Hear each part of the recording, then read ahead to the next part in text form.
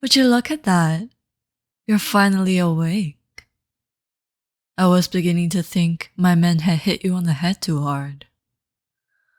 No need to get jumpy. So far you're perfectly safe, but that can change very quickly. Got it? Good. See, you might recognize my face from the council meeting a few moons ago, but even if you don't, it doesn't really matter. As much as I would consider myself to be memorable, not everyone has taste. And either way, it's not important. Because right now, you, my love, are leverage. That's right. Looks like you're finally beginning to grasp the situation. You can thank your father for it, really. That treacherous bastard thought he could get around his end of the deal. So now this is his final warning. You may call it petty revenge, but I simply call it returning the favor. That doesn't mean I'm obligated to keep you alive, though. Your death would serve as a nice little reminder as to who he's messing with. My generosity is the only reason you're still breathing. So if I were you, I'd behave. Good hostages live longer, love. Take it to heart. And again, nobody said you wouldn't get hurt. I may be good looking, but don't be fooled, love. I'm the devil in disguise. I've hurt people for far less. I wouldn't stop at a pretty face like yours. In the end, they all bleed the same, my love. You'd be lucky to survive your stay here. Many before you didn't. See, my father isn't really a good man, so he has no shortage of enemies. And neither do I. Can you imagine how many traitors I have to deal with? How many people think betraying me is acceptable? Under different circumstances, we'd pay them a visit personally and refrain from pulling others into it. But this time was a little bit different. You see, your father declared war on us, and taking him would have been so much more difficult than taking you. He also has enough men to replace him and go through with the plan in his stead. So, next best solution, take something he can't just replace and go on without. His favorite child and heir to the throne. Oh, it's obvious you're his favorite.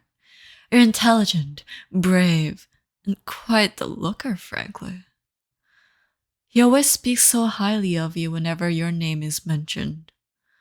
I'm not even sure whether you have siblings at all. That's how focused he is on you. You must be real special, love. I suppose I'll have to find out for myself what you're capable of. Wouldn't it just be such a shame if this were the end of your story? The two of us could still have a lot more fun if you play your cards right. Meaning, you don't act up and behave. As a royal descendant, I'm safe to assume you know how to do that. It's upsetting how many peasants don't. But you're better than that, aren't you? Otherwise, I'll have to force your respect, and you surely won't enjoy that, love. But now that the formalities are out of the way, I do plan on being at least somewhat of a decent host. You are free to move around within my quarters, but don't even think about escaping.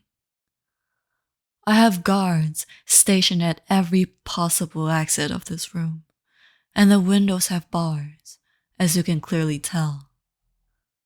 Don't try to butter up any of the guards or servants here either. All of them have been tested on their loyalty and know not to mess with us. After having to clean up the remains of other traitors, most of them have learned to stay in line. If you so much as attempt to befriend anyone here, I will serve their head to you on a platter, love. So tread carefully. We wouldn't want anyone having to suffer because of you now, would we? Well then, love, make yourself at home. If you're nice and quiet, maybe we'll even serve you lunch later. You must be starving after all this trouble. It's not every day you get kidnapped by guards of the rivaling kingdom to prevent an unnecessary war. I may be a vile creature, but even I do not condone this kind of savagery. Torture is one thing, but such irrelevant brutality is simply boring. Pain is like a sword, my darling. If you use it strategically, it can slice through enemies and leave the survivors trembling in terror. On the other hand, simply swinging it around with brute force, you end up either barely leaving a scratch on your opponent's armor or in a bloodbath, both of which entirely fail the purpose of such a finely crafted weapon. Handling a sword is a form of art too. It's a carefully choreographed dance. And so is manipulation and punishment, my love. You always have to decide which step to take next to get your desired outcome. What would be too little? What would be too much? It's a fine balance between respect and revolution. But you wouldn't know of such things, would you? You aren't a true leader yet. You simply let your father do as he pleases. You don't even seem as though you care about politics at all. Even at the conference, you barely interacted with anyone. You didn't meet my gaze once throughout the entirety of it. It's a shame, really. If you'd been more open, perhaps the two of us could have become allies and it wouldn't have come this far. Two kindred souls, overshadowed by their terrible fathers. We might have made a good pair. But now it's too late for that. You had your chance and decided to let it pass. Just another pretty face to be forgotten within an instant. With me, the two of us could have left a lasting impression on this forsaken world. I know I still will. How cute. Did you believe that? You should have seen the look on your face. How pathetic to think I would want to share with you.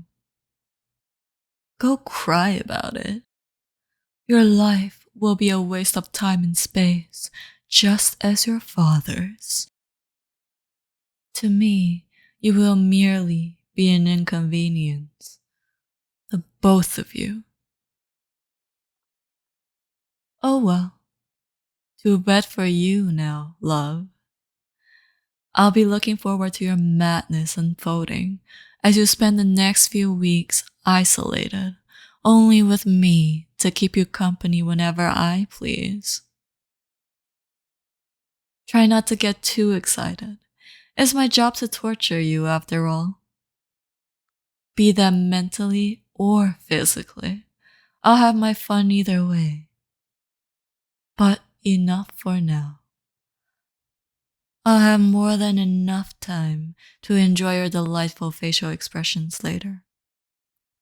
And trust me, I'll be getting everything out of you once I actually try.